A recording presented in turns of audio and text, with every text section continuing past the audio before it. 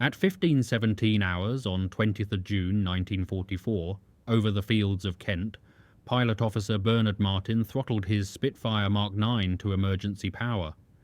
The Merlin engine's roar climbed to a scream as he closed on the V-1 flying bomb, officially designated Fieseler, Phi 103, streaking toward London at 340 miles per hour. His altimeter read 4,000 feet. The pilotless aircraft's pulse jet engine produced its characteristic buzzing drone, a sound that would haunt southeastern England for months.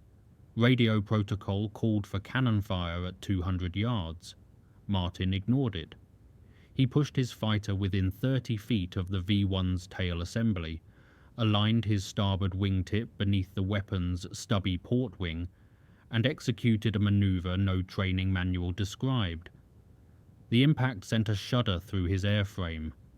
The V-1's gyroscopic guidance system failed instantly.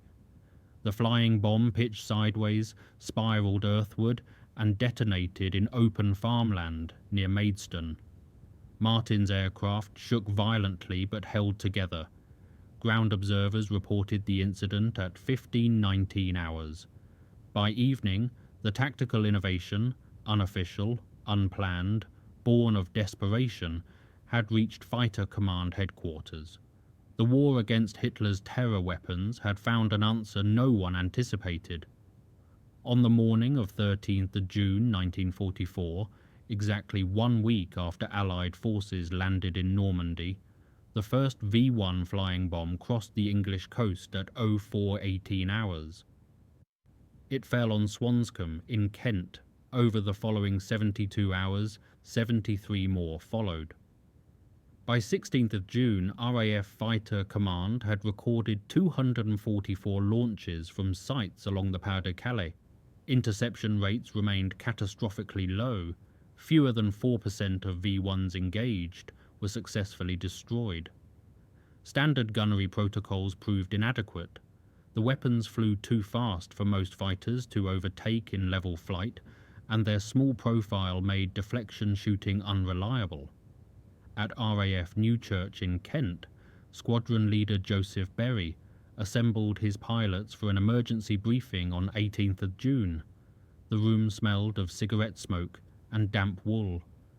Rain hammered the corrugated iron roof. Berry spread reconnaissance photographs across the wooden table, grainy images of launch ramps angled toward London. He cited the latest intelligence estimate. The Germans possessed approximately 96 launch sites, capable of sustained bombardment.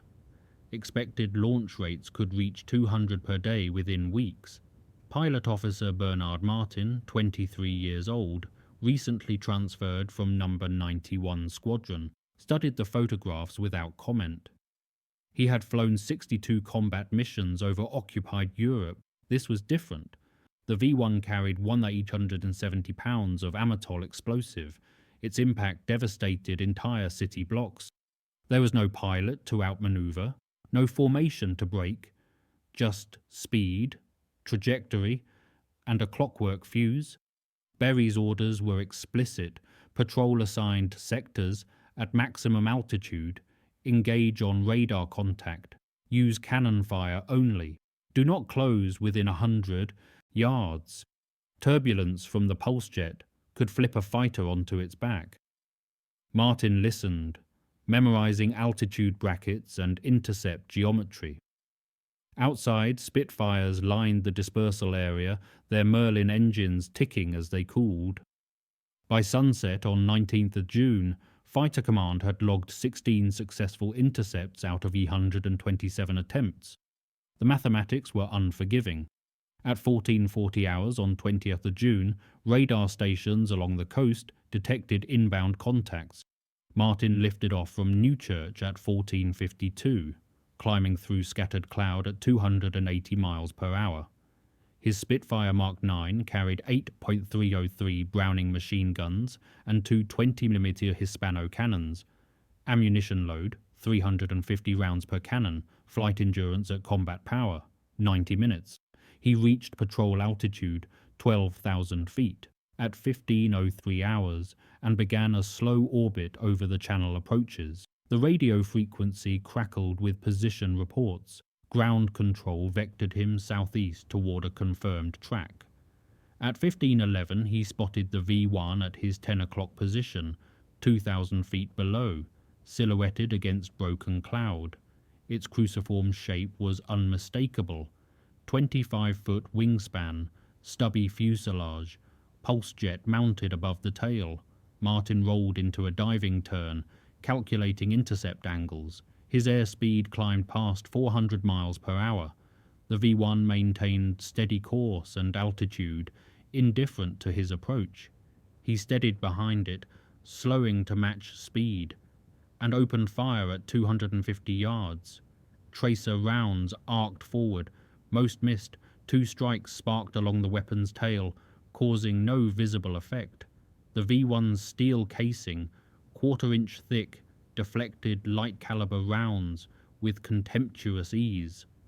Martin closed to 150 yards and fired again. His cannon shells stitched the fuselage. Still the V1 flew on, its pulse jet beating like a mechanical heart. He was now 100 yards astern, inside the recommended safety margin. Turbulence from the engine exhaust buffeted his aircraft. The Spitfire yawed left, then right. Martin fought the controls, maintaining position, 70 yards, 50. The V1 filled his windscreen, cannon ammunition exhausted. He had seconds to decide. Protocol demanded disengagement. London lay 15 miles ahead. Martin advanced the throttle and pushed his starboard wingtip beneath the V1's port wing. Metal touched metal at 15:17 hours. The flying bomb rolled violently sideways, its gyroscope disrupted, and fell away toward empty countryside. Martin landed at Newchurch at 15:34 hours. His Spitfire's starboard wingtip showed a 6-inch crease along the leading edge, paint scraped to bare aluminum. Ground Crew Chief Technician Ronald Howe inspected the damage, running his hand along the deformation. He said nothing at first. Martin climbed from the cockpit, legs unsteady, and lit a cigarette. His hands trembled slightly, not from fear, but from the adrenaline still flooding his system. Other pilots gathered. Flight Lieutenant Roland Beaumont approached, asking what happened. Martin described the engagement in flat technical terms, closure rate, ammunition expenditure, final approach. He mentioned the wingtip contact almost as an afterthought. Beaumont stared at him for 3 seconds, then asked if he understood what he'd just done. Martin replied that he understood the V1 had been destroyed. No official report existed for this method, no training document described it. The tactic violated standing orders about minimum engagement distance. Yet it had worked. By 1600 hours, word reached the operations room. Squadron Leader Berry reviewed Martin's gun camera footage, grainy film showing the final approach, the contact, the V1's erratic tumble earthward. He replayed it twice.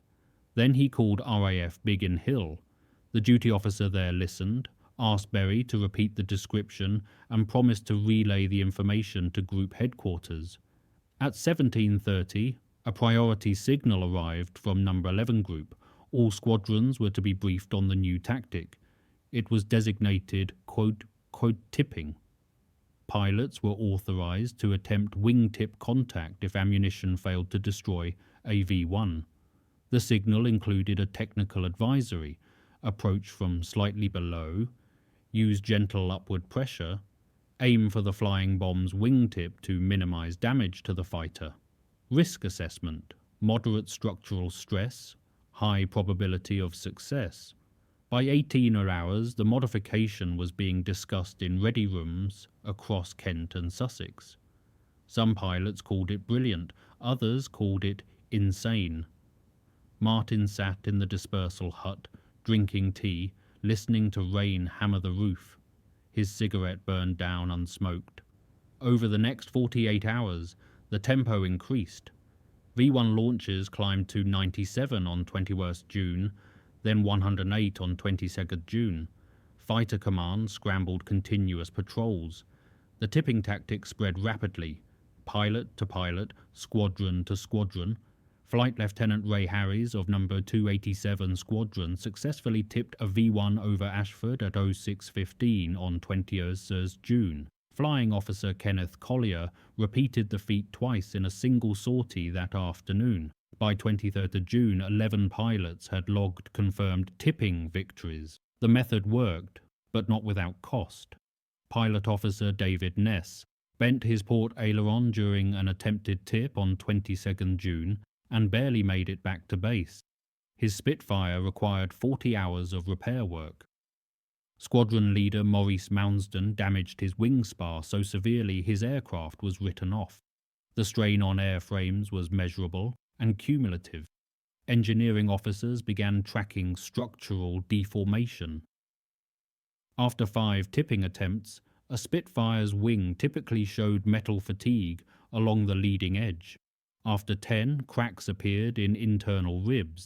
Maintenance crews worked through the night, reinforcing wing structures with additional bracing, applying metal patches, recalibrating control surfaces. At RAF Manston, Station Engineer Officer Henry Wadsworth submitted a technical assessment on 23rd June. Tipping was effective but unsustainable. Current repair rates could not keep pace with operational tempo.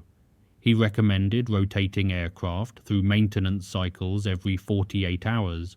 His suggestion was noted but not implemented.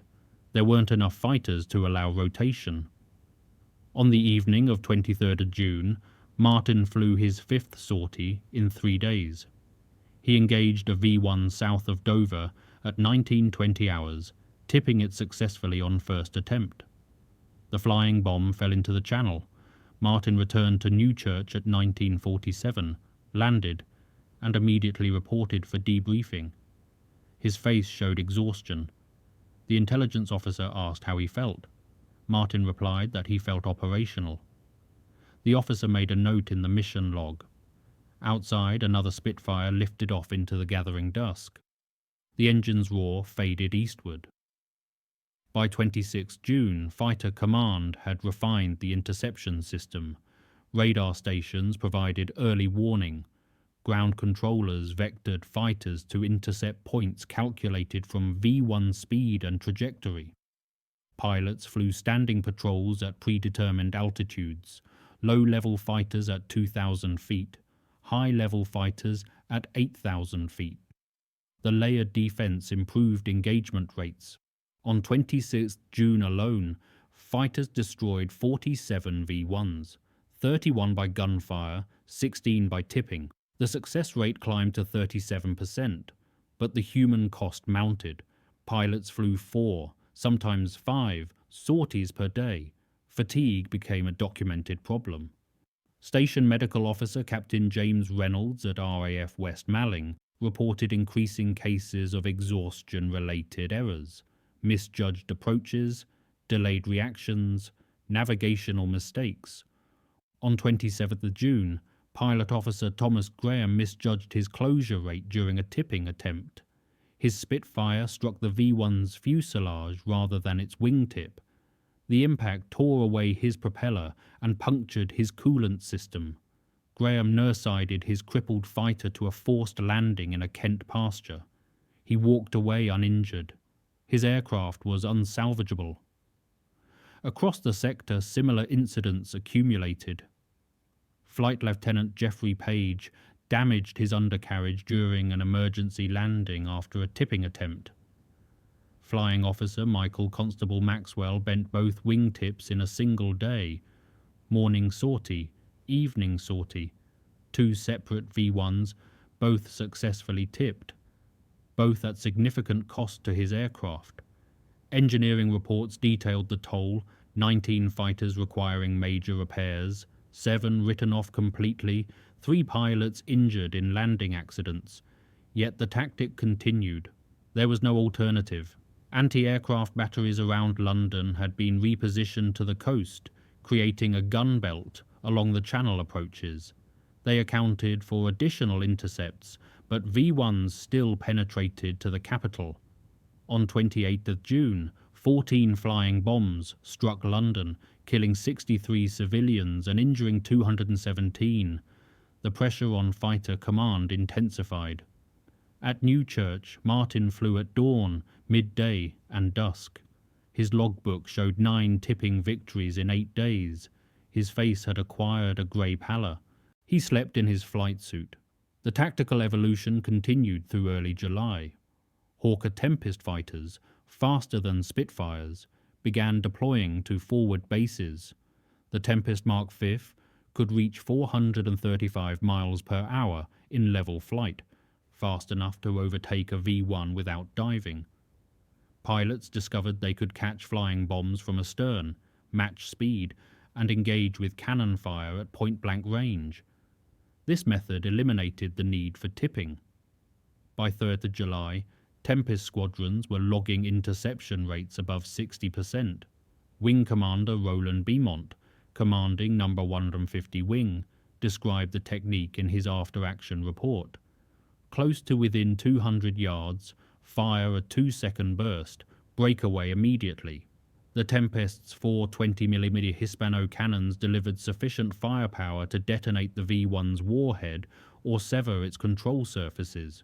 Between 1st July and 5th of July, Tempest squadrons destroyed 104 V-1s, but Tempests remained scarce. Only 3 squadrons were operational by mid-July. The burden continued to fall on Spitfire units, and Spitfire pilots continued tipping. Martin transitioned to a Tempest on 6th of July, joining No. 3 Squadron at RAF Newchurch. His first sortie in the new aircraft came at 14:30 hours. He intercepted a V-1 east of Dungeness at 14:52, closed to 180 yards, and fired a 3-second burst. The flying bomb exploded mid-air, a brilliant orange flash against grey cloud. Martin flew through the debris field, fragments of steel casing, drops of burning fuel, smoke that smelled of cordite and amatol. He returned to base at 15:11. The transition felt almost anticlimactic. No structural damage, no wingtip deformation, just cannon fire and obliteration. Over the following week, he destroyed 11 more V-1s, all by gunnery. His success rate climbed. Fatigue persisted, but the physical strain diminished. On 12th of July, intelligence reports indicated German launch rates were declining. Allied ground forces in Normandy had advanced far enough to overrun several launch sites along the coast. The bombardment continued, but its intensity peaked. Fighter Command's interception rate stabilized at 58% by mid-July. The worst appeared to be passing. In the operations rooms and engineering workshops, analysts compiled data. Between 13th June and 15th July, 2,452 V-1s had crossed the English coast. Of these, fighters destroyed 924, a 38% intercept rate. Anti-aircraft guns accounted for an additional 261. Barrage balloons downed 55. The remainder, 1,212 flying bombs, reached their targets, predominantly London. Casualty figures were recorded with bureaucratic precision: 2,752 killed, 8,574 seriously injured. The human cost translated into operational imperatives. Every V-1 destroyed before reaching the city saved an average of 2.3 lives.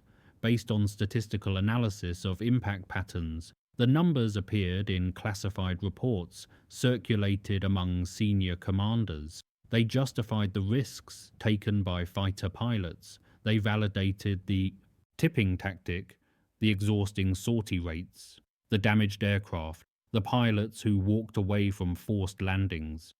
Air Chief Marshal Roderick Hill, commanding Air Defence of Great Britain, reviewed the figures on 16th July and authorised continuation of current operational tempo. His written directive noted that fighter effectiveness had prevented catastrophic civilian morale collapse. Analysts estimated that without aerial interception, V1 casualties would have exceeded 12,000 dead. The campaign had been costly, but necessary. In the squadrons, pilots read between the lines of official statements. They understood the mathematics. Flying officer Kenneth Collier, who had logged 14 tipping victories, later recalled the period in an interview recorded in 1978. We knew what each one meant. Every V1 we stopped was a building still standing, families still alive. You didn't think about it in the moment, but afterward, when you were trying to sleep, you did the arithmetic. By late July, the immediate crisis had eased. Allied armies continued their advance across France, systematically eliminating launch sites. V1 launches dropped to 40 per day, then 20, then sporadic raids. Fighter patrols continued but at reduced intensity.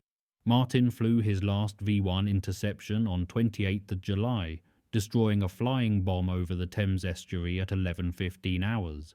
His final tally: 23 V1s destroyed, 9 by tipping, 14 by gunfire. His logbook recorded 127 hours of combat, flying in 46 days. On 1st August 1944, RAF Fighter Command issued a comprehensive tactical assessment of the V1 campaign. The document, classified secret, ran to 47 pages and included engagement statistics, aircraft loss rates, pilot fatigue analysis, and structural damage reports. The tipping tactic received a dedicated section. Between 23rd of June and 31st July, pilots had attempted 307 tipping maneuvers. Of these, 284 succeeded in destroying or disabling the target, a 92% success rate. The remaining 23 attempts resulted in 6 aircraft damaged beyond repair and 2 pilots injured. The report concluded that tipping was tactically effective but materially expensive. Average repair time per tipping attempt: 11 hours of maintenance labour. Cost in lost operational availability: significant.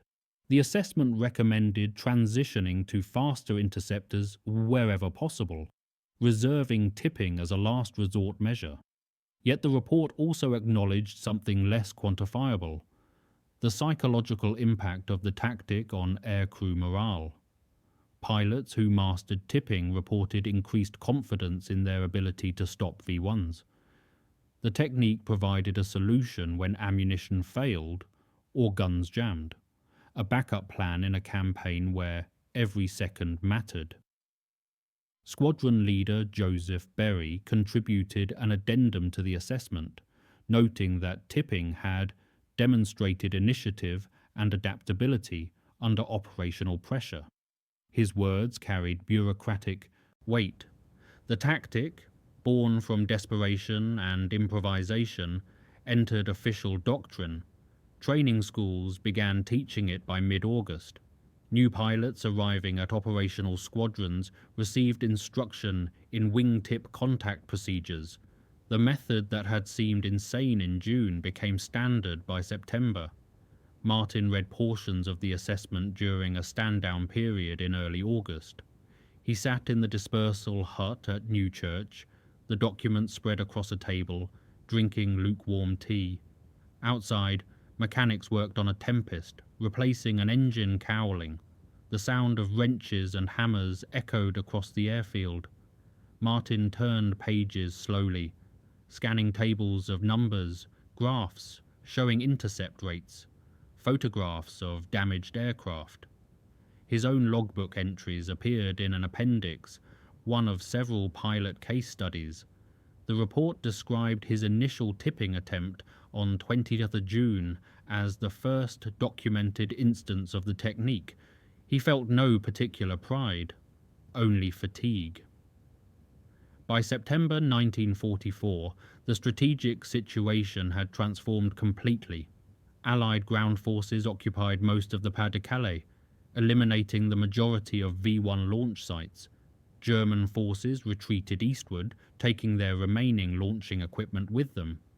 V1 attacks on London diminished to sporadic nuisance raids. On 1st September, only 3 flying bombs crossed the English coast. On 5th September, 0. Fighter command reduced standing patrols.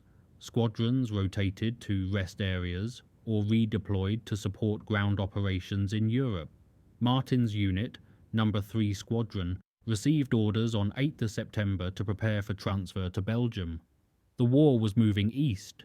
The defence of England against pilotless weapons had become a historical chapter, yet even as one threat receded, another emerged.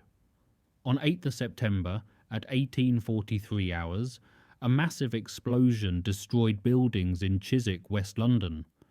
Initial reports attributed it to a gas main rupture. Within hours, intelligence officers realised the truth. Germany had deployed a new weapon. The V-2 rocket, travelling faster than sound, gave no warning before impact. Unlike the V-1, which could be seen, heard and intercepted, the V-2 was effectively unstoppable. It fell from the edge of space, descending at 3,000 miles per hour. There was no defence. The V-1 campaign had demanded ingenuity, courage, and exhausting perseverance from fighter command's pilots. The V-2 campaign would demand only endurance from the civilian population it targeted. Martin learned about the first V-2 impact while preparing for the squadron's transfer. The news arrived via teletype message in the operations room. He read it twice, absorbing implications. The pilots who had fought the V-1 threat understood immediately. Their aerial skills were irrelevant against this new weapon. No amount of flying could intercept a rocket descending at supersonic speed. The war had entered a new phase. On 12th September, No. 3 Squadron departed Newchurch for an airfield near Brussels. Martin flew his Tempest across the Channel at 11:20 hours, crossing the same stretch of sky where 3 months earlier he had tipped his first V-1. The coastline fell away behind him. The final V-1 to threaten England from launch sites in France crossed the coast on 3rd September 1944, but the campaign was not entirely finished. In October, the Luftwaffe began air-launching V-1s from Heinkel, Ho 111 bombers over the North Sea. The modified weapons, designated V-1F, were released at altitude and glided toward British targets. The attacks continued sporadically through December. Fighter patrols resumed, focusing on intercepting the launch aircraft before they could release their weapons.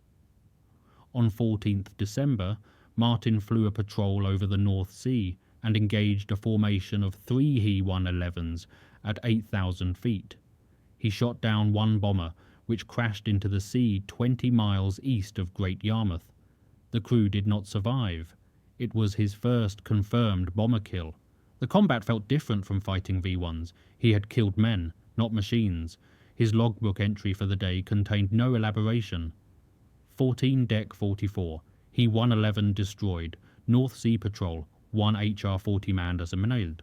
By January 1945, V-1 attacks had effectively ceased. The last air-launched V-1 fell on 14th January near Orfordness in Suffolk. It detonated in marshland, causing no casualties.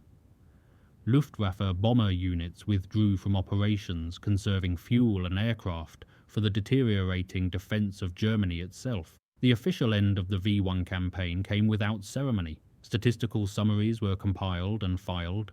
Between June 1944 and January 1945, 10,192 V-1 flying bombs had been launched against England. Of these, 7,488 crossed the coast. Fighters destroyed 1,847. Anti-aircraft guns destroyed 1,878. Barrage balloons accounted for 278. The remaining 3,085 reached their targets. Civilian casualties totaled 684 killed and 17,981 injured.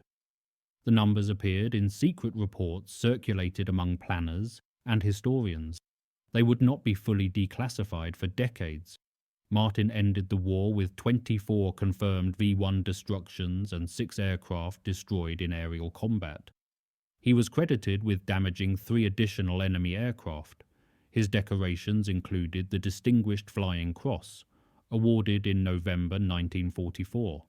The citation noted his exceptional skill and determination in the destruction of enemy flying bombs. After the war, analysts studied the V-1 campaign with academic precision. Official histories documented the tonnage of explosives delivered, the effectiveness of countermeasures, and the impact on civilian morale. Technical reports examined the V-1's engineering, its pulse jet propulsion system, guidance mechanism, and warhead design. The tipping tactic received attention in these assessments. A 1947 study by the RAF Historical Branch described it as an innovative response to a novel threat, demonstrating the flexibility of fighter tactics under operational pressure. The study noted that tipping had accounted for approximately 10% of all V-1s destroyed by fighters, a significant minority, but crucial during the campaign's early weeks, when conventional gunnery methods proved insufficient. The human dimension appeared in scattered references. Pilot testimony was recorded for historical archives. Kenneth Collier, interviewed in 1946, described the physical sensation of tipping. You felt the impact through the control column, a sudden jolt. Then you'd watch the V-1 wobble and fall. It was relief, more than triumph. Flight Lieutenant Ray Harris, speaking in 1948, recalled the fatigue. You'd fly 4 sorties in a day, chase V-1s for hours, land exhausted, sleep 4 hours, then do it again. It wasn't heroic, it was just necessary. Martin himself rarely spoke of his experiences. He remained in the RAF after the war, serving in training roles and staff positions. He retired in 1963 with the rank of Wing Commander. In a brief interview conducted in 1979 for a BBC documentary on the V-1 campaign, he was asked about the decision to attempt the first tipping manoeuvre on 20th June 1944. His response was characteristically understated.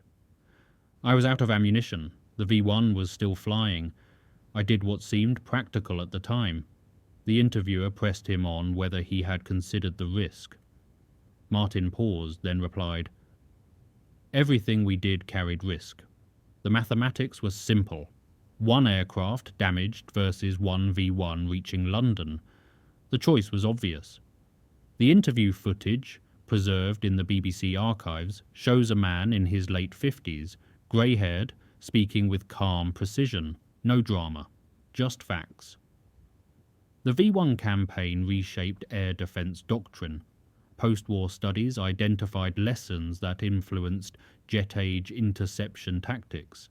The importance of speed advantage, the necessity of flexible engagement protocols, and the value of real-time coordination between radar systems and fighter units. The integrated defence network developed during the V-1 campaign, radar stations, ground controllers, layered fighter patrols, anti-aircraft batteries, and barrage balloons, became a model for Cold War air defence architecture. Technical developments also emerged from the campaign. Engineers studied V-1 wreckage, reverse engineering the pulse jet engine, and autopilot system. These analyses contributed to post-war developments in guided missiles and unmanned aircraft. The V-1 itself, despite being a terror weapon, represented a significant technological achievement. A mass-produced cruise missile capable of hitting targets 150 miles away with minimal guidance systems. Its military effectiveness was limited, too inaccurate for strategic targets, too vulnerable to interception, but its psychological impact was substantial. The steady stream of flying bombs eroded civilian morale in ways conventional bombing had not. The sound of the pulse jet, abruptly cutting out before impact, created unique terror. People learned to listen for the silence that preceded the explosion, yet the campaign ultimately failed. Germany lacked the production capacity to sustain the launch rates necessary to overwhelm British defences. Allied advances in France eliminated launch sites faster than new ones could be constructed. The resources devoted to V1 production, factories, engineers, raw materials, might have been better spent on conventional weapons. Strategic analyses conducted after the war concluded that the V-weapon programs diverted resources from systems that could have prolonged German resistance more effectively. In this sense, the V1 campaign was a strategic failure that consumed disproportionate defensive effort while achieving limited tactical results. But that assessment emerged only with hindsight. In the summer of 1944, the threat was real, immediate, and terrifying. Fighter pilots who intercepted V-1s understood they were preventing deaths, protecting their country, and demonstrating that even automated weapons could be defeated by human skill and courage. The tipping tactic embodied that determination, a willingness to risk personal harm to stop a weapon designed to kill indiscriminately. On 20th of June 1994, exactly 50 years after Bernard Martin's first tipping maneuver, a small ceremony was held at the RAF Museum in Hendon. Veterans of the V1 campaign attended, fewer than 30 men by then, most in their 70s. A restored Spitfire Mark IX stood in the museum's main hall, positioned beneath a suspended V1 flying bomb, the Hunter and the Hunted, frozen in permanent display. Martin attended, walking slowly, his back stiff from old injuries and age. He stood before the Spitfire, studying the aircraft's lines, the wingtip that would have made contact with the enemy weapon. A museum curator asked if he wanted to sit in the cockpit for photographs. Martin declined politely. He had seen enough cockpits. The ceremony was brief. A historian gave a presentation summarizing the V1 campaign statistics and strategic significance. A minister offered a prayer for those who had fallen. Afterward, veterans gathered in a small reception area, drinking tea, exchanging quiet conversation. Martin spoke with Kenneth Collier, whom he hadn't seen in 20 years. They discussed nothing dramatic: grandchildren, health problems, the reliability of modern automobiles. The war was a distant memory, though it had shaped the trajectory of their lives. At the event's conclusion, a young journalist approached Martin, asking for a comment to include in a newspaper article. Martin considered for a moment, then offered a single sentence. "We did what was required." The journalist waited for elaboration. None came. The article appeared in the Daily Telegraph on 22nd June 1994, a brief human interest story relegated to page 17. It mentioned Martin's name, his wartime tally, and his laconic quote. The piece concluded by noting that the V1 campaign, once a matter of national survival, had faded from public consciousness. Few people, under 50, remembered the flying bombs, the summer of fear, or the pilots who fought them. History had moved on. Martin died in 2002, aged 81. His obituary in the Times occupied 4 paragraphs. It noted his wartime service, his post-war career, and his survivors, a daughter and 2 grandchildren. The obituary mentioned, almost as an afterthought, that he had been among the first pilots to develop the tipping technique against V1 flying bombs in 1944. No further explanation was provided. The readers who needed no explanation were few and growing fewer. In the National Archives at Kew, file reference AIR 4156 contains the official RAF narrative of air defence operations during 1944. The V1 campaign occupies 127 pages, compiled from squadron records, intelligence reports, and pilot debriefings. Section 7, Tactical Innovations, describes the development of the tipping technique across 3 pages of dense prose. The account is factual, unemotional, precise. It lists names, dates, locations, and outcomes. Pilot Officer B. Martin, service number 1357 from 2, appears 19 times in the document's index. His actions on 20th of June 1944 are described in a single paragraph. P.O. Martin, having exhausted cannon ammunition, closed to visual range and made wingtip contact with the V-1, causing it to lose gyroscopic stability and crash in open countryside. This represented the first recorded instance of the technique subsequently designated tipping. His initiative was noted in subsequent squadron reports. The file contains no photographs of Martin, no personal letters, no reflections on his state of mind, just data. The statistics are comprehensive. Aircraft deployed, sorties flown, ammunition expended, V-1s destroyed, pilots killed, civilians saved. Each number represented lives altered, families spared or shattered, decisions made in fractions of seconds at 400 miles per hour. The archive preserves these numbers with archival neutrality. In drawer 56B, adjacent to the official narrative, a researcher can find a thin folder containing miscellaneous documents deemed insufficiently important for inclusion in the main file. Among them, a handwritten note from the squadron leader Joseph Berry to his group commander, dated 21st June 1944, scrawled in pencil on a message pad. Martin's tipping idea works. Recommend wider distribution. Will save lives.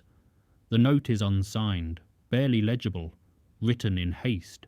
It changed nothing and everything. 78 years later, the file remains available to researchers by appointment. Few request it. The V-1 campaign has become footnote history, overshadowed by larger battles, greater sacrifices, more dramatic turning points. But in June 1944, in the skies over Kent, it was the war. And for the pilots who flew against the flying bombs, it was everything.